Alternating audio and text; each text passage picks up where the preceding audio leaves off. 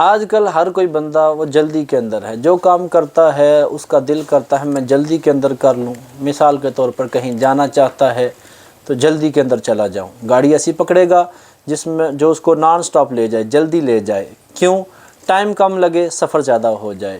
What's up ہے، message سننا ہے تو اسپیڈ بڑھا دے گا، کیوں؟ ٹائم کم لگے اور بات زیادہ سمجھ میں آ جائے۔ کاروبار کرنا چاہتا ہے وہ کاروبار کرے گا جس کے اندر محنت کم لگے اور اس کو نفع زیادہ ملے۔ تو ہر چیز میں بندہ یہ چاہتا ہے کہ میرا ٹائم کم لگے اور مجھے جو نفع ہے وہ زیادہ مل جائے۔ آئیے ایک حدیث پاک سناتا ہوں، الفاظ کم ہیں لیکن نفع بہت زیادہ ہے۔ حضور علیہ السلام نے ارشاد فرمایا، اس حدیث کو امام بخاری نے صحیح بخاری کے اندر، امام مسلم نے صحیح مسلم کے اندر بھی نقل فرمایا ہے۔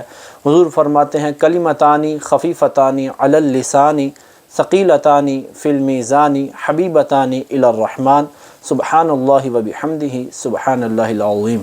حضور علیہ السلام نے ارشاد فرمایا، دو کلمے ایسے ہیں جو زبان کے اوپر بڑے خفیف ہیں، بڑے ہلکے ہیں، ثقیلتان فی المیزان، جبکہ میزان عمل جو ترازو ہے جس کے اوپر کل بروز قیامت نامہ اعمال کو تولا جائے گا اس میں بھاری ہیں، حبیبتان الی الرحمن، اللہ جل شانہ کو بڑے پیارے ہیں۔ وہ دو کلمے ہیں کون سے؟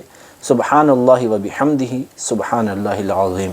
یہ دو کلمات ہیں، بندہ زبان سے ادا کرنا چاہے 2 سیکنڈ کے اندر 3 سیکنڈ کے اندر یہ کلمات ادا ہو جاتے ہیں، لیکن رب تبارک و تعالیٰ کی بارگاہ میں بہت پیارے ہیں۔ لہٰذا کوشش کرنی چاہیے کہ ہم دن بھر میں ان کلمات کو بھی زبان سے ادا کریں اور دیگر اللہ کا ذکر بھی کرتے جائیں۔